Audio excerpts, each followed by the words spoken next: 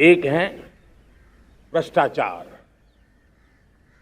दूसरा है भाई भतीजावाद, परिवारवाद। भारत जैसे लोकतंत्र में जहां लोग गरीबी से जूझ रहे हैं, जब ये तरफ से देखते हैं कि एक तरफ वो लोग हैं जिनके पास रहने के लिए जगह नहीं है, दूसरी तरफ वो तरह लोग हैं जिनको अपना चोरी किया हुआ माल रखने के लिए जगह नहीं है।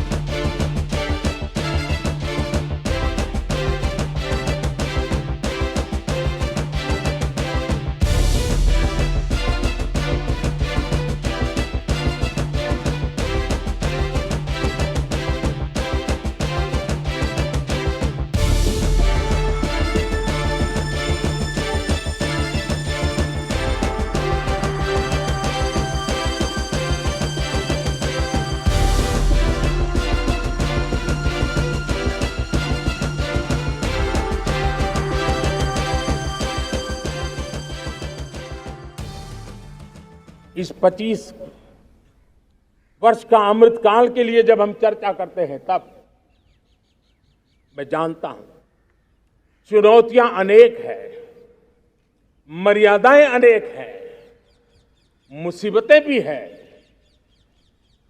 बहुत कुछ है। हम इसको कम नहीं आंकते हैं, रास्ते खोजते हैं, लगातार कोशिश कर रहे हैं, लेकिन दो विषयों को तो मैं यहां आज चर्चा करना चाहता हूं। चर्चा अनेक विषयों पर हो सकती है, लेकिन मैं अभी समय की सीमा के कारण दो विषयों पर चर्चा करता हूं। और मैं मानता हूं हमारे इन सारी चुनौतियों को कारण, विकृतियों के कारण, बीमारियों के कारण इस 25 साल का अमृतकाल, उस पर शायद अगर हमने समय रहते नहीं चेते, समय रहते समाधान नहीं किए,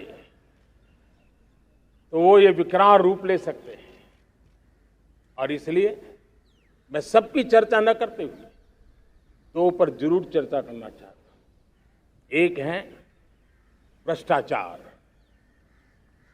दूसरा है भाई भतीजावाद, परिवारवाद। भारत जैसे लोकतंत्र में जहां लोग गरीबी से जूझ रहे हैं,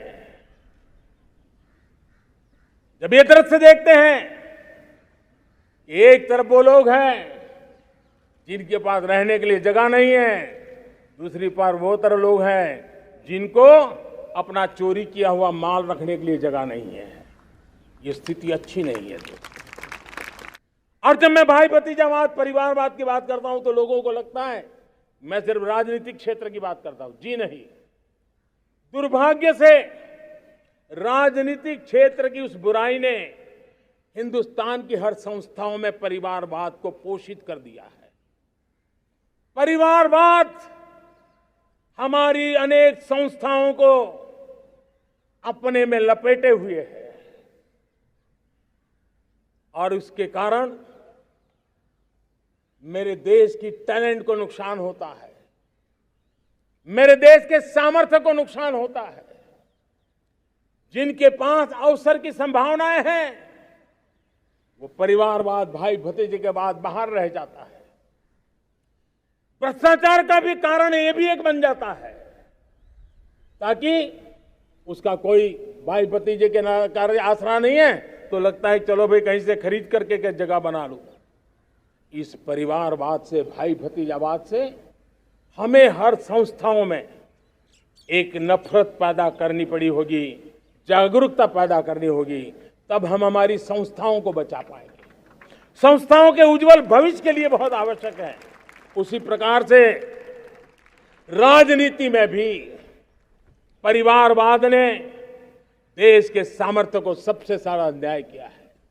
परिवारवादी राजनीति परिवार की भलाई के लिए होती है, उसको देश की भलाई से कोई लेना देना नहीं होता है। और इसलिए लाल किले की प्राचीर से तिरंगे झंडे के आन बान शान के नीचे भारत के संविधान का स्मरण करते हुए मैं देशवासियों को खुले मन से कहना चाहता हूं, आइए हिंदुस्तान के राजनीति के शुद्धिकरण के लिए भी, हिंदुस्तान की सभी संस्थाओं के शुद्धिकरण के लिए भी हमें देश को इस परिवारवादी मानसिकता से मुक्ति दिला करके योग्यता के आधार पर देश को आगे ले जाने की ओर बढ़ना होगा।